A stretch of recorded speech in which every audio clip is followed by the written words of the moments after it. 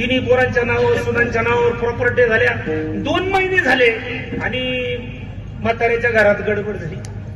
एका घराला 3 दरवाजे बसले. नुसते दरवाजेच नाही, धाकटी सून म्हणली, मामाजी तुम्ही 10 एकर पैकी 1 गुंठा सुद्धा जास्त दिला नाही, 10 दिवस घरात भाकर खायची. बाऱ्या बसवल्या म्हाताऱ्याच्या.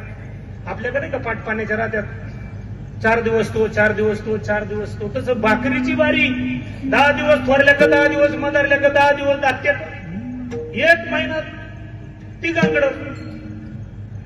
दिवाळ सण नेमकी जवळ आला. म्हाताऱ्याची 2 नंबरच्या सुनाक बारी चालू होती.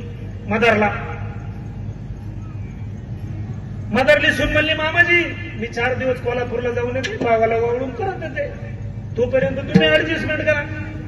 उरलीनं दम देऊन ठेवला होता. 10 दिवस झाल्याशिवाय पुढच्या उमऱ्यात जायचं नाही. म्हातारं हुशार, मला नको भांडणाचा पाया, भावकीत अडचण नको, पंचनामा नको, म्हणून म्हाताऱ्याने मला 2 दिवस कुकर मधला भात कर, परंतु भांडणाचं काम नको. 2-3 कपाचा कुकर मध्ये पाणी टाकून कुकरने फारा शिट्ट्या मारल्या. आता म्हाताऱ्याला माहित नाही भात काढायचा कधी.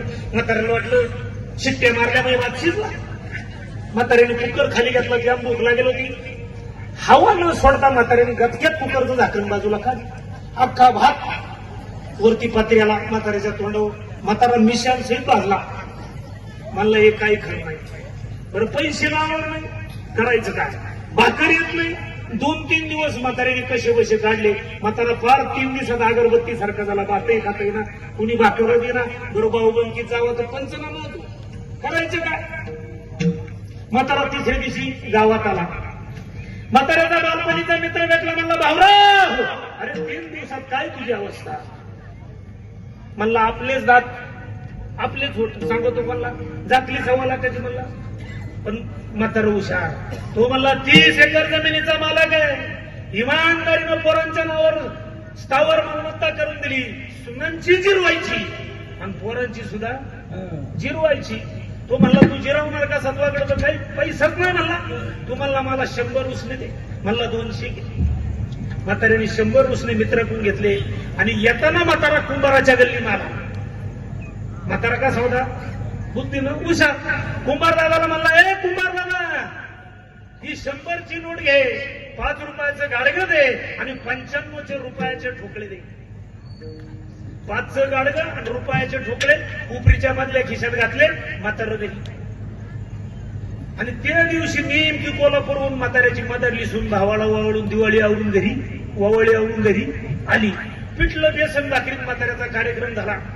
म्हातारं बाहेर वरवांड्यात बास टाकून लिंबाखाली गोदडीत मुडकं गुतून झोपलं.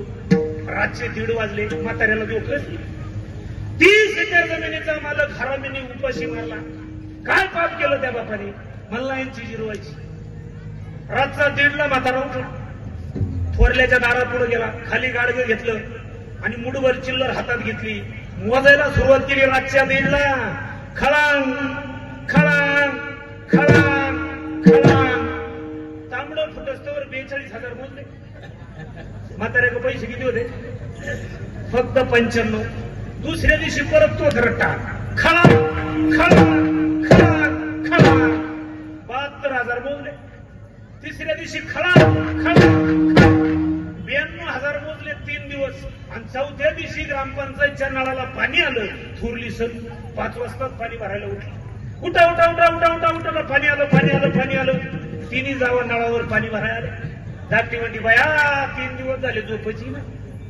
आपली सासू जाऊन 2 महिने झाले नुसता खळखळ खळखळ खळखळ खळखळ आवाज येतो. सासूनी काही भिंतीत कुठं पलंगा खाली कुठं लिंबा खाली काही गाडून ठेवलं का काय? नुसता चिल्लरीचा आवाज येतोय. धाकटी म्हणती, नाही ग आपले मामाजी रोज बँकेत जातात आणि रोज घरी येतात. रातचे 1:30 वाजले. सकाळी तांबडं फुटस्तवर